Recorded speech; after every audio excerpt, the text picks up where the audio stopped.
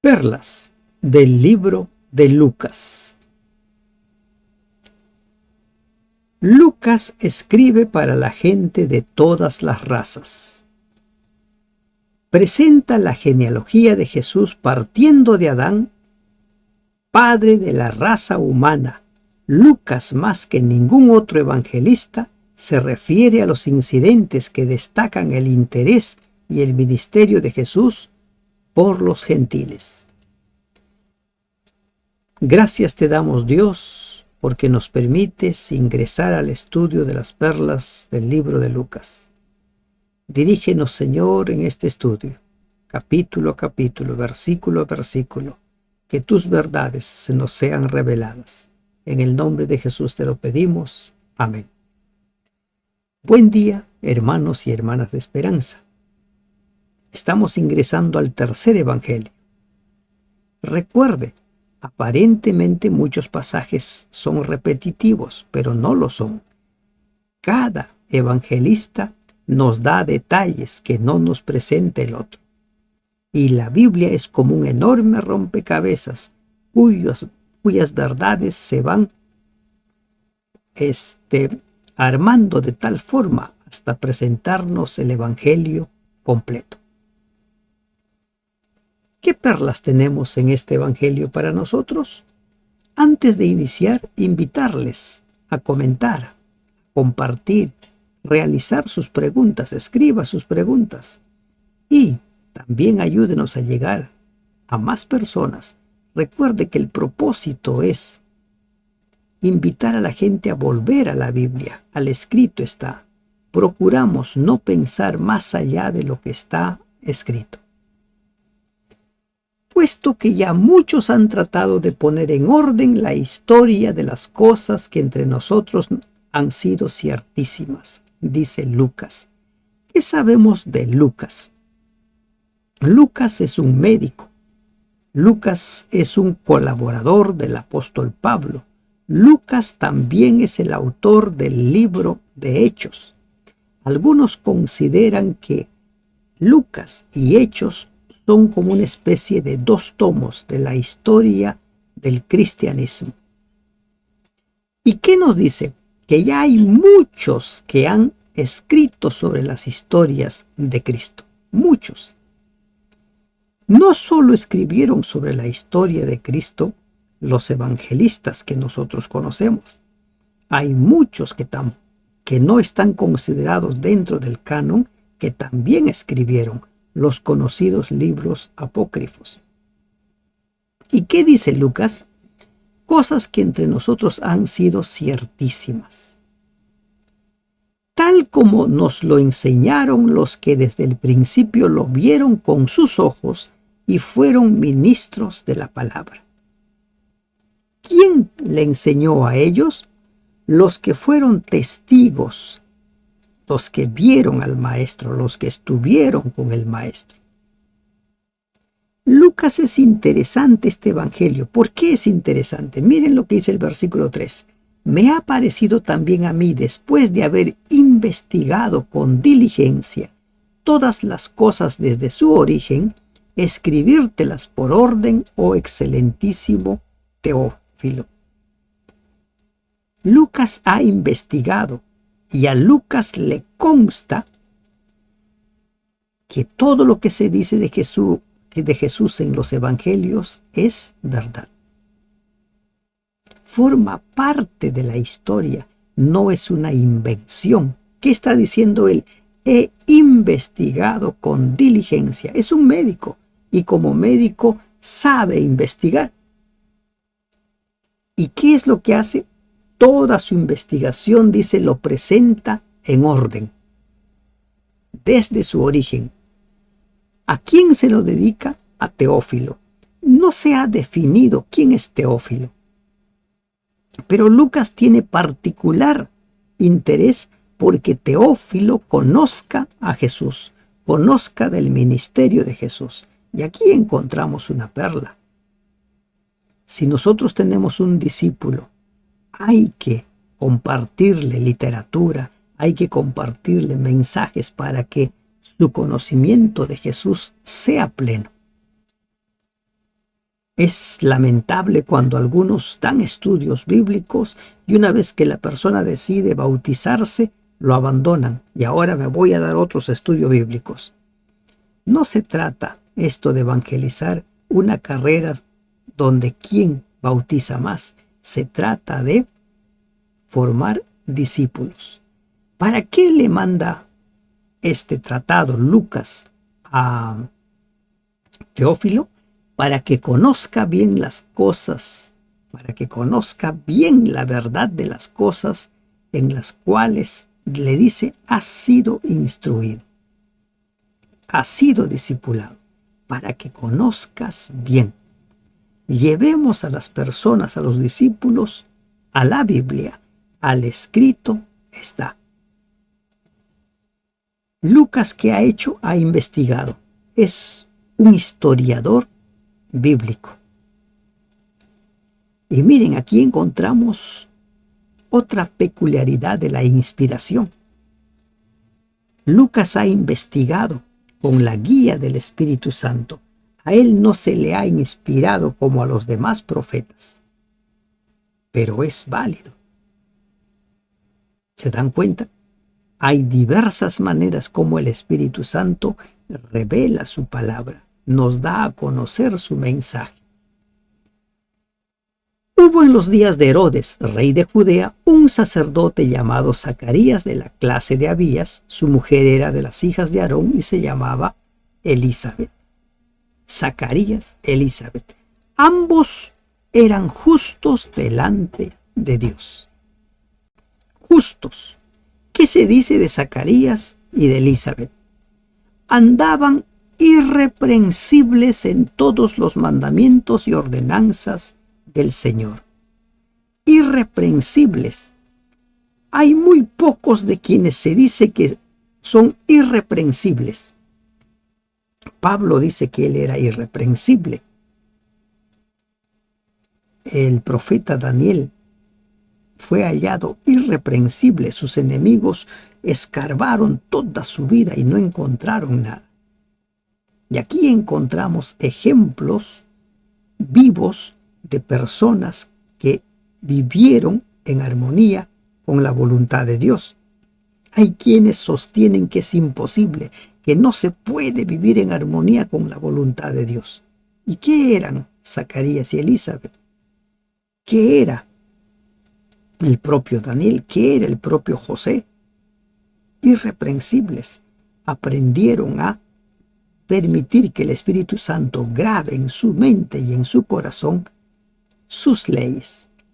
Ambos eran justos delante de Dios. Miren esta declaración. Pero los justos delante de Dios también pueden seguir creciendo. Así como Job. De Job se dice en el primer capítulo que era justo delante de Dios, pero Job, después de la prueba que vive, creció. Y él en el último capítulo dice, antes de oídas yo creía, ahora mis ojos ven. Irreprensibles. No es imposible guardar los mandamientos de Dios cuando permitimos que el Espíritu Santo nos guíe. Pero no tenían hijo, porque Elizabeth era estéril y ambos eran ya de edad avanzada. Humanamente imposible que estos seres, que Zacarías y Elizabeth, se conviertan en padre. Imposible. ¿Se dan cuenta? Pero para Dios nada es imposible. Para Dios todo es posible. Aconteció que ejerciendo Zacarías el sacerdocio delante de Dios según la orden de su clase, desde el periodo de Salomón se fueron organizando el sacerdocio y cada familia le tocaba por orden desempeñar el servicio, y ahora le tocó a Zacarías. Conforme a la costumbre del sacerdocio, le tocó ofrecer incienso entrando en el santuario del Señor. En los tiempos en los cuales se ofrecían, los servicios en el santuario, existía el continuo mañana y tarde, mañana y tarde. Eran los sacrificios. Y aquí se nos habla acerca del incienso, la hora del incienso. ¿Y qué es lo que está sucediendo en la hora del incienso? Dice, toda la multitud del pueblo estaba orando a la hora del incienso. Todos los presentes, la gente participaba activamente de esos momentos de oración, de búsqueda del Señor. Y si tuviéramos que aplicarlo eso a nuestros días, ¿qué hora sería para usted la hora del incienso? En Apocalipsis se nos dice que las oraciones, ¿no?, son representadas por el incienso que sube al trono de Dios. Dice, el incienso son las oraciones de los justos. ¿A qué hora sería para ti la hora del incienso? ¿A qué hora separado? Tiempo atrás, las familias, no sé si ahora, tenían la costumbre de la hora del lunch, ¿no? 5 de la tarde, generalmente. Esa era la hora para sentarse a tomar el lonchecito. De la misma manera, en el tiempo de los judíos, Dios había establecido esa hora, la hora del incienso. ¿Y cuál es tu hora del incienso? Y en esa hora se le apareció un ángel del Señor y está a la derecha del altar del incienso. Ese altar del incienso era un altar de oro. ¿Quién es este ángel? Como vamos a ver seguidamente, este es el ángel Gabriel, como nos dice el versículo 19. Quien más de 5 siglos antes se había aparecido a Daniel para anunciarle el tiempo de la venida del Mesías, cuando por segunda vez se le aparece a Daniel. Primero se le aparece en el capítulo 8, para revelarle cómo se iba a cumplir la profecía de los 2300 tardes y mañanas. Y en el capítulo 9 le da detalles sobre las 70 semanas, donde se anuncia el ministerio de Jesús. Y ahora ese mismo Gabriel, ese mismo ángel, viene a anunciar el nacimiento de Juan el Bautista y el nacimiento de Jesús. ¿A qué hora? A la hora del incienso, a la hora de la oración. Zacarías se turbó, tuvo miedo. Y el ángel le dice, no temas, Zacarías, porque tu oración ha sido oída. Y tu mujer Elizabeth te dará a luz un hijo y llamará su nombre Juan. Qué interesante. Le dice, no temas, tu oración ha sido oída. Juan estaba orando por un hijo. O Zacarías estaba orando por un hijo. Humanamente era imposible. Pero acá encontramos por qué se dice que estos hombres eran justos. Estaba orando, ¿y qué le dice el ángel? Tu oración ha sido oída. Siempre nuestras oraciones son oídas, siempre. Aunque no siempre se nos dé la respuesta como se le dio a Zacarías. Y le dicen, tu mujer, Elizabeth, va a tener un hijo. Y ahora el ángel le da también el nombre que se le debe poner al niño que va a nacer. Su nombre va a ser Juan. ¿Recuerdan ustedes cuando a los padres de Sansón se les hace un anuncio similar? Sansón nació con una misión y también nació de forma milagrosa, como es el caso de Juan el Bautista. Y tendrás gozo y alegría, y muchos se regocijarán de su nacimiento. Va a haber alegría. Y ahora se le va a describir a Zacarías cuál va a ser la misión de Juan. Dice, Juan va a ser grande delante de Dios. Va a ser un mensajero. No va a elegir su camino como eligió Sansón. Juan eligió el camino que Dios le había puesto por delante. Sansón nació con una misión, pero él quiso hacer lo que le parecía. Juan será grande delante de Dios, y así lo fue. No beberá vino ni sidra, será lleno del Espíritu Santo. Seguimos con lo parecido que es el nacimiento de Sansón con el de Juan.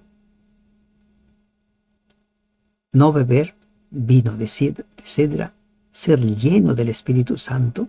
Sansón era guiado por el Espíritu Santo, por el Espíritu de Dios, aún desde el vientre de su madre, separado para una gran obra. Y hará que muchos de los hijos de Israel se conviertan al Señor Dios de ellos. Un hombre que llama a las personas al arrepentimiento, que los invita, vuelvan al Señor. Va a invitar que la gente se convierta al Señor mediante el arrepentimiento. El bautismo de Juan era un bautismo de arrepentimiento. El arrepentimiento, o sea, apartarse del pecado, era la nota tónica de su mensaje. Y esa es una de sus misiones. Va a hacer que se arrepientan. Arrepentimiento es dejar de pecar y volver a los caminos de Dios. Y se sigue describiendo la misión del Bautista. E irá delante de él con el espíritu y el poder de Elías. Por eso Jesús después dice, Elías ya vino. El intrépido valor de Elías en tiempos de apostasía y de crisis, en los tiempos de Jezabel y Acab, convirtió al profeta en un símbolo de la reforma completa y de la lealtad a Dios. En ese momento era necesario hacer una obra similar para hacer volver el corazón de los hombres a la fe de sus padres. Y esta misión lo tenía el Bautista. Para hacer volver los corazones de los padres a los hijos y de los rebeldes a la prudencia de los justos, para preparar al Señor un pueblo bien dispuesto. La misión del Bautista era preparar un pueblo para la primera venida de Cristo. La misión nuestra es preparar un pueblo para la segunda venida de Cristo. Ya hasta aquí debe quedar claro, si tú eres un discípulo, una discípula de Cristo, no has sido llamado para no hacer nada. Todos hemos sido llamados para preparar un pueblo para el encuentro con el Señor. Esa es la misión, preparar un pueblo. ¿Y cómo vamos a preparar ese pueblo? Invitándoles que vuelvan a la Biblia. Invitándoles que aprendan a no pensar más allá de lo que está escrito. Y ahora Zacarías hace una pregunta. Dice, ¿en qué conoceré esto? Porque yo soy viejo y mi mujer es de edad avanzada. Zacarías ha estado orando por un milagro. Y cuando se le presenta la oportunidad de que su oración sea respondida, ahora pregunta con cierta duda, con cierta incredulidad, si cabe la palabra, ¿en qué voy a conocer esto? ¿Cómo voy a saber cuál es la señal? Porque ya somos ancianos. Y encima, Elizabeth era estéril. ¿Cómo voy a saber? Y esta pregunta de Zacarías es considerada pecado. Mira, dice, respondió el ángel, yo soy Gabriel que estoy delante de Dios. Gabriel es el que reemplaza a Satanás que fue arrojado. Él era el querubín protector, el que estaba delante de Dios. Y ahora Gabriel que dice, yo soy Gabriel el que está delante de Dios. Y he sido enviado a hablarte y darte estas buenas nuevas. Gabriel, el hombre o el ángel enviado para anunciar grandes cosas, cosas que cambian la historia, como la profecía de las 2300 tardes y mañanas, que anuncia que al final de esa profecía se tendría que volver a evangelizar. yo soy. ¿Y qué más dice? Vas a quedar mudo, no vas a poder hablar hasta el día que suceda todo lo que te estoy diciendo. ¿Por qué dice? Por cuanto no creíste mis palabras. No has creído. Recién cuando se cumplan mis palabras vas a poder volver a hablar. Zacarías pidió una señal. ¿Qué señal va a haber de que esto sea? Y le dieron la señal. La señal es que vas a quedar mudo, no vas a hablar. Hay un dicho que dice, nunca pidas nada que no estés dispuesto a recibir. O no preguntes si no estás preparado para recibir la respuesta. Y aquí Zacarías hizo una pregunta. Y el ángel le dice, vas a quedar mudo. La señal va a ser que quedas mudo. Y el pueblo mientras tanto esperaba afuera. Este encuentro con el ángel llevó más tiempo que el requerido para oficiar allí en el altar del incienso. Cuando sale, Zacarías no puede hablar y simplemente les habla por señas. Había quedado mudo. Entonces la gente entendió que ha visto una visión. Miren, la gente tenía conciencia de la aparición milagrosa de los mensajeros de Dios o de Dios mismo. Quedó mudo. Zacarías cumple sus días de su ministerio y se va a su casa. Después de aquellos días, Elizabeth queda embarazada y por 5 meses se recluyó. Esto de recluirse podemos entender nosotros, por ejemplo, hay situaciones de embarazos de riesgo en las cuales la mujer debe quedar en reposo. Podría ser algo de esto, que se recluyó. Dice, por 5 meses. Y ella dice, así ha hecho conmigo el Señor, en los días en que se dignó quitar mi afrenta entre los hombres. Mi afrenta. ¿Por qué dice mi afrenta? Porque en esos tiempos no poder tener un hijo era considerado como una especie de maldición. ¿Cómo es posible que esta pareja, este hombre y esta mujer temerosos de Dios, considerados justos, no tengan un hijo? ¿Cómo es posible que sean irreprensibles y no tengan un hijo? Y ella dice, el Señor se ha dignado quitar mi afrenta. Ya la gente no seguirá hablando de mí. No seguirá burlándose. Al 6º mes el ángel Gabriel fue enviado por Dios a una ciudad de Galilea llamada Nazaret. 6 meses después se anuncia el nacimiento de Jesús. Es decir, ¿no? Medio año. Juan y Jesús tenían esa diferencia de edad, medio año. Y es enviado a una virgen, y esta virgen ya estaba desposada con un varón llamado José. ¿Qué es desposado? Recuerden que desposado es lo que en esta parte, por ejemplo, acá en el Perú conocemos como noviazgo o comprometidos. No estaban casados todavía. Y el nombre de la virgen era María.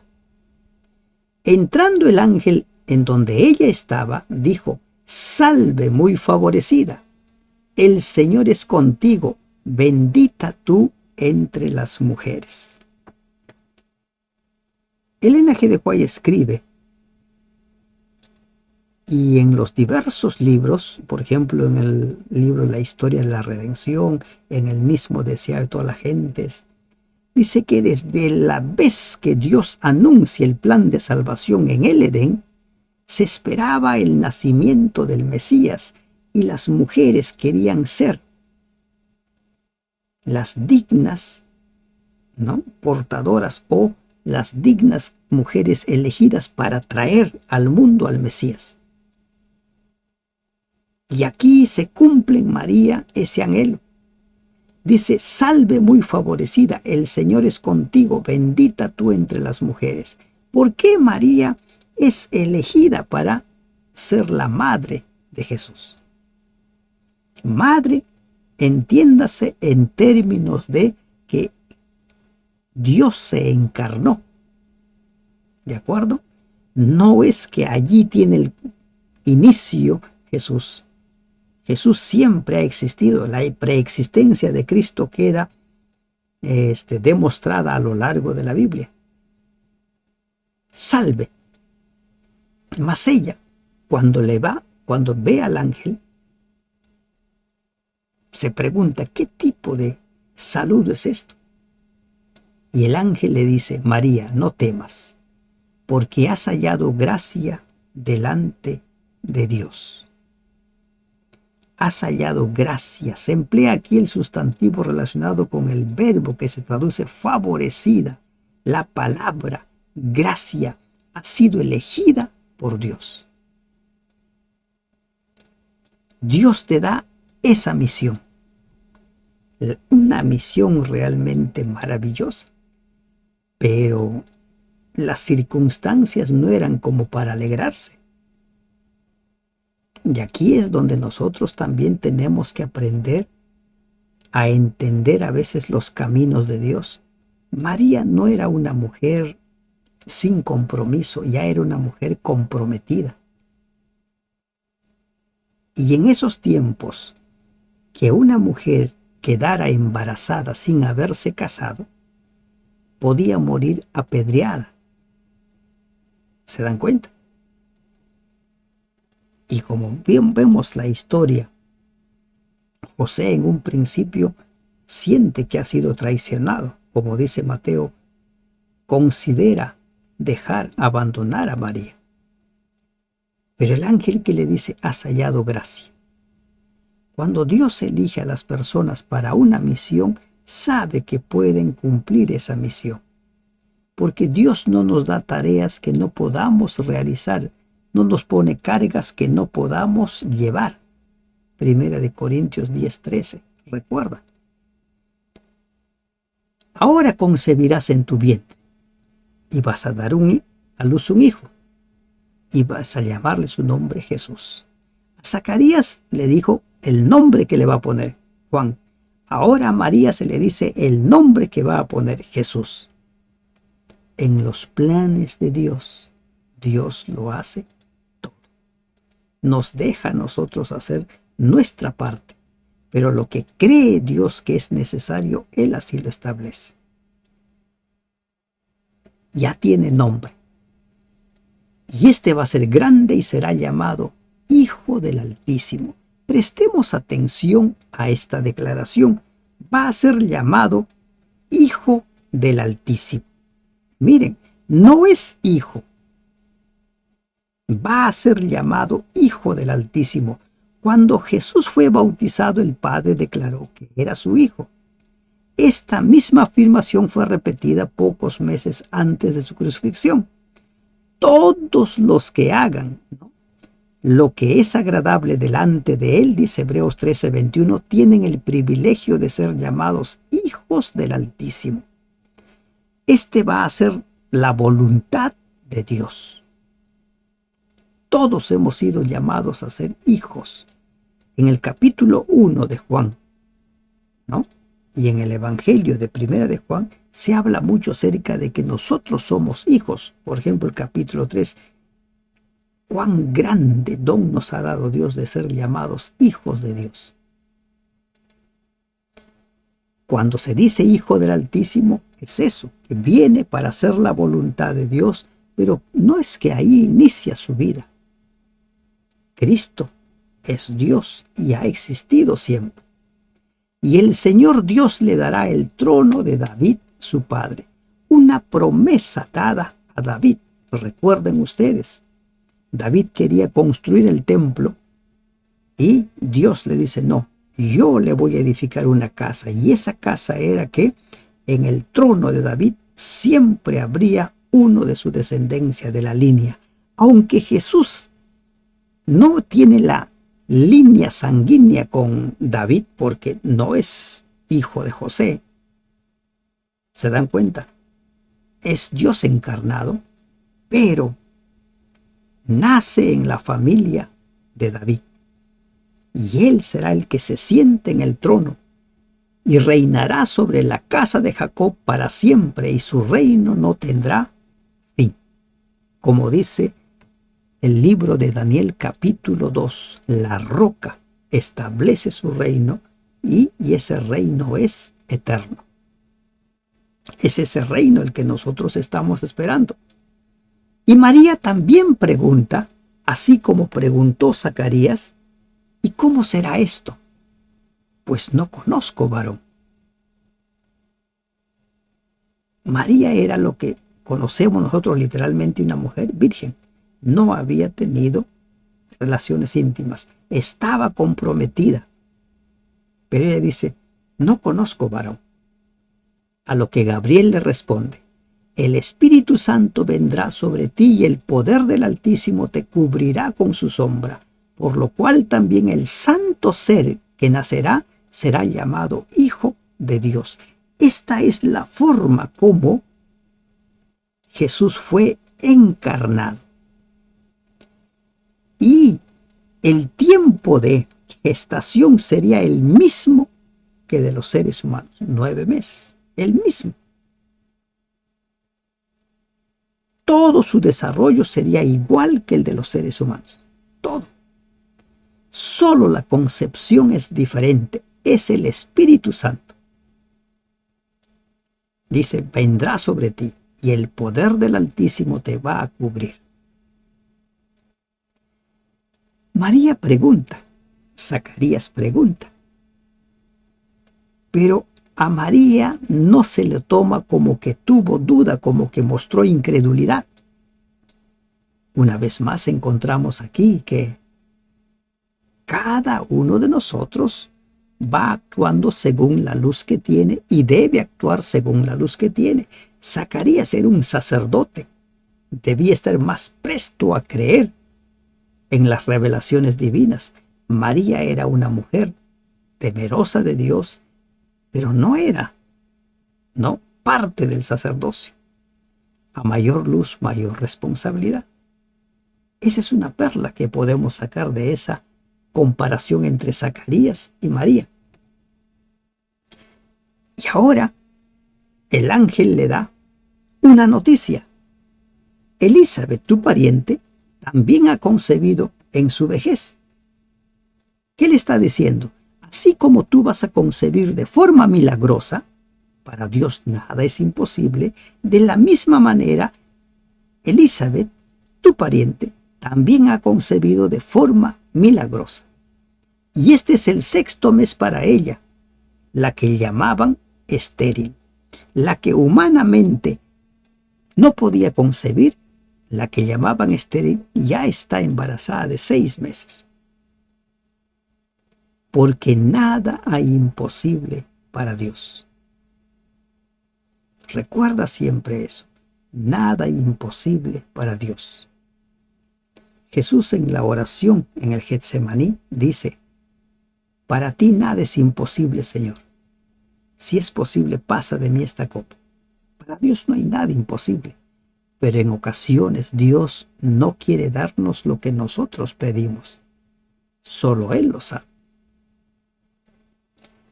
Entonces María, miren, aquí encontramos por qué María ha sido llamada. He aquí la sierva del Señor. Estoy para servir. La sierva. El líder siervo, ¿recuerdan? Para servir. Siempre nosotros estamos para servir. Hágase conmigo conforme a tu palabra. En pocas palabras, que tu voluntad se haga en mi vida. Esa fórmula nunca debiéramos olvidar. Someternos en las manos de Dios y que su palabra se haga, que su voluntad se haga. Y el ángel se fue de su presencia. En aquellos días, levantándose María, fue a la montaña. no sé si llevado por la curiosidad, no sé si tratando de escapar de la situación difícil que se había producido, porque José se enteró de que ella estaba embarazada, pretendía dejarla, después el ángel interviene y se va donde Elizabeth y entró en casa de Zacarías y saludó a Elizabeth. ¿Y qué sucede en este encuentro? Dice, cuando oyó Elizabeth la salutación de María, la criatura saltó en su vientre y Elizabeth fue llena del Espíritu Santo. Qué interesante esta declaración.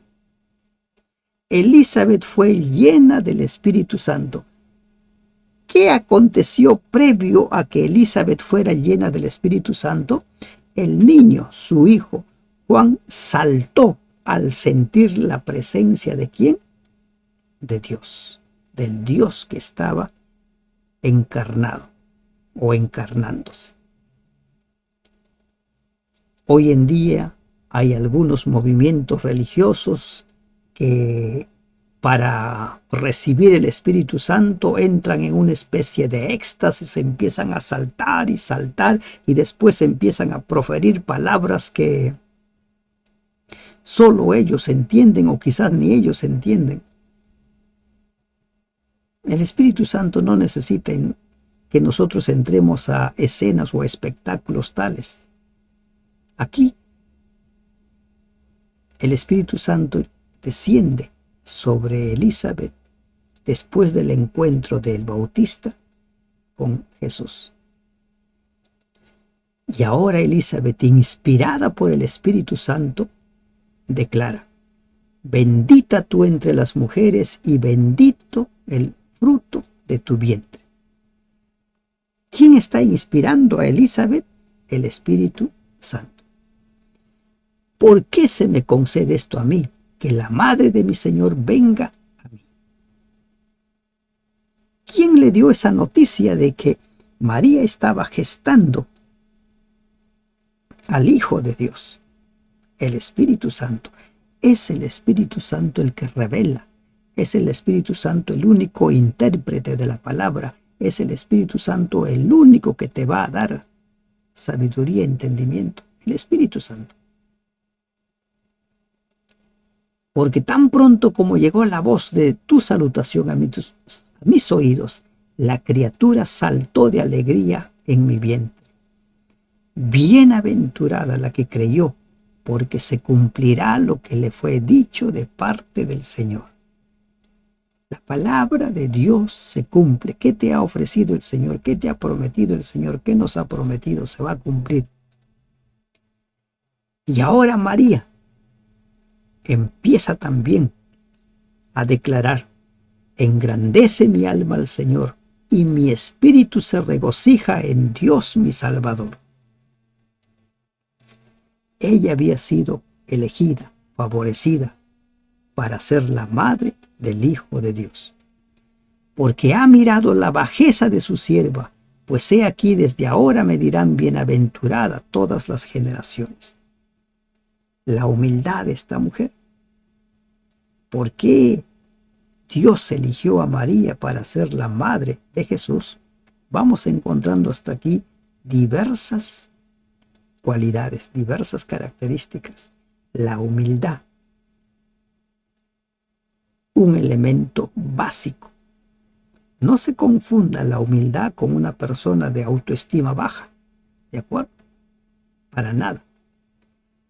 Porque me ha hecho grandes cosas el poderoso, santo es su nombre, y su misericordia de generación en generación a los que le temen.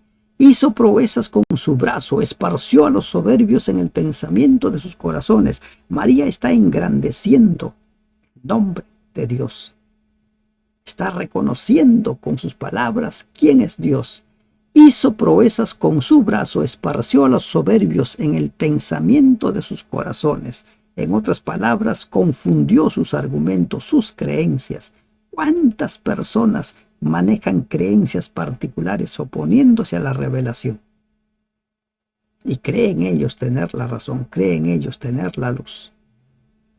Quitó de los tronos a los poderosos y exaltó a los humildes, a los hambrientos colmó de bienes y a los ricos envió vacíos.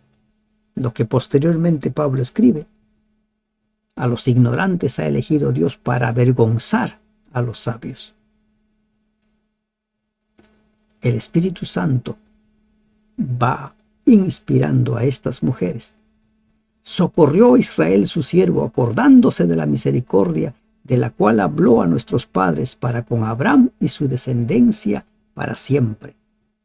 Un recordatorio de las promesas y el cumplimiento de esas promesas. Y se quedó María con ella como 3 meses, después se volvió a su casa. Posiblemente hasta el nacimiento de Juan. Se quedó allí María. Si se quedó 3 meses, ¿no?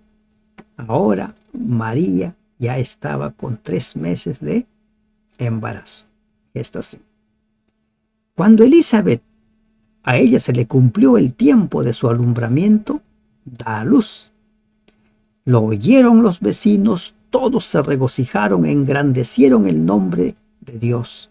La estéril, la mujer afrentada, la mujer considerada como maldecida por Dios, ahora ha sido bendecida con un hijo.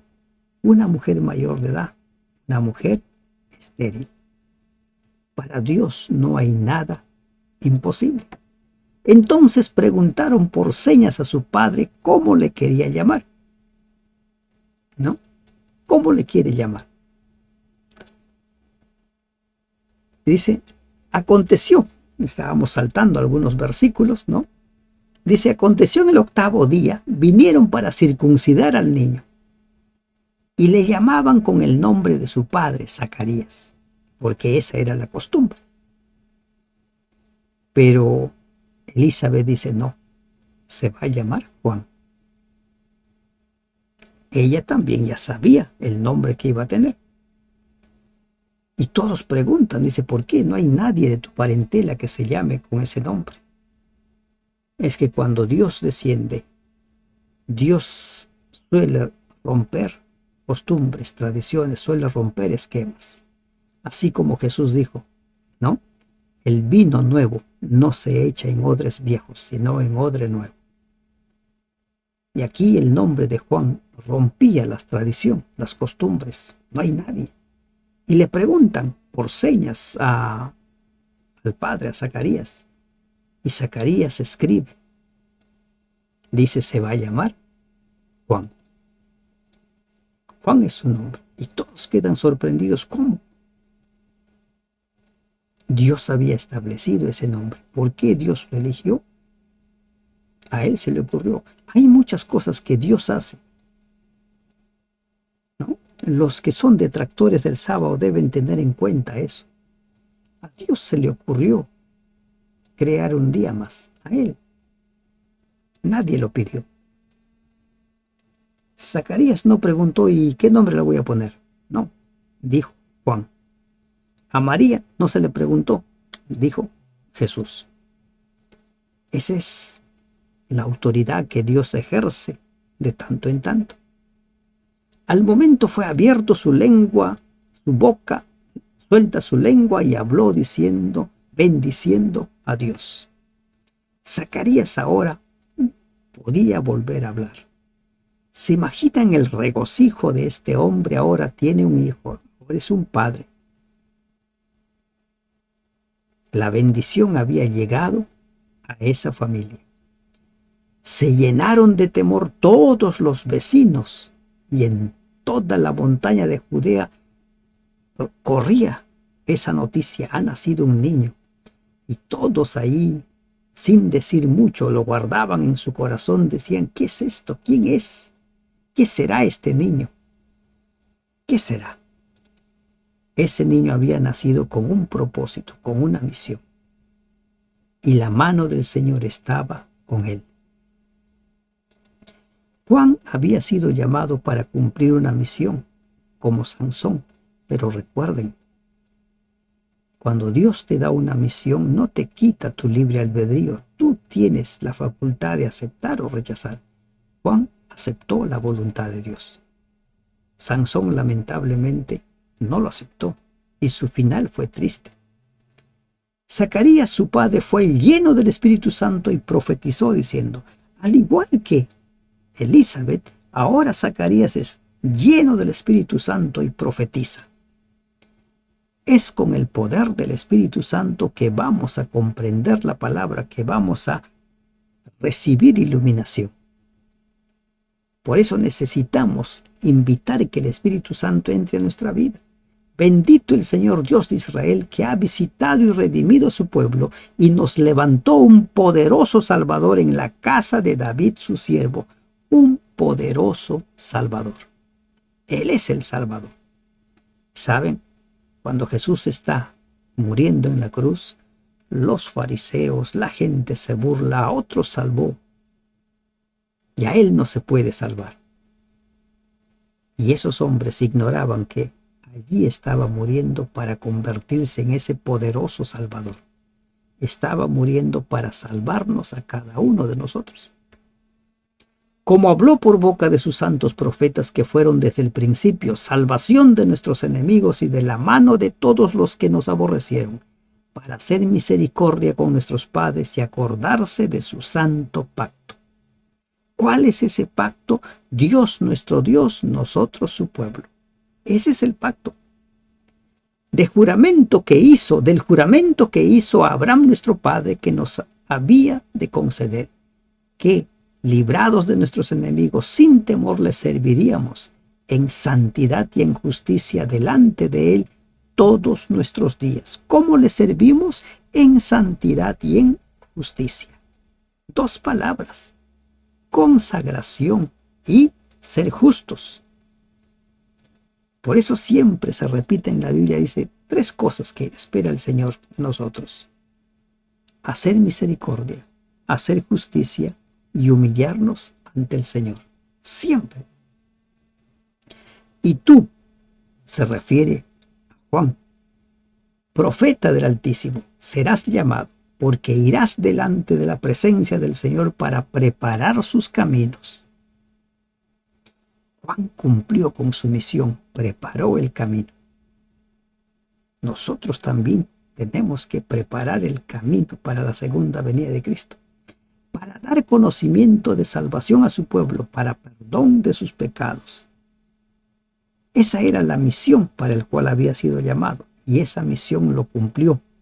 A nosotros ahora nos toca cumplir nuestra misión por la entrañable misericordia de nuestro Dios, con que nos visitó desde lo alto la aurora, para dar luz a los que habitan en tinieblas y en sombra de muerte. Luz. Llamar a las personas que elijan a Cristo para encaminar nuestros pies por camino de paz. Y se cierra este capítulo, y el niño crecía y se fortalecía en espíritu, y estuvo en lugares desiertos hasta el día de su manifestación a Israel. Se mantuvo alejado, y así fue como Juan decidió prepararse para empezar su ministerio. El niño crecía y se fortalecía en espíritu. Crecía físicamente, se estaba desarrollando, pero también se desarrollaba espiritualmente. En el capítulo de mañana vamos a ver que cuando se habla del crecimiento de Jesús, dice que Jesús crece en gracia para con Dios y los hombres, pero también físicamente, también mentalmente. El desarrollo tiene que ser completo, integral. Lucas nos presenta un nuevo mensaje. ¿Se dan cuenta? Hay cosas nuevas en el Evangelio de Lucas. Se nos anuncia el nacimiento de Juan, el nacimiento de Jesús, y cómo es que el Espíritu Santo inspira a Elizabeth y a Zacarías. Y de la misma manera, el Espíritu Santo, si le dejamos entrar a nuestra vida, también permitirá que proclamemos sus verdades y permitirá que comprendamos la palabra de Dios. Que Dios te bendiga.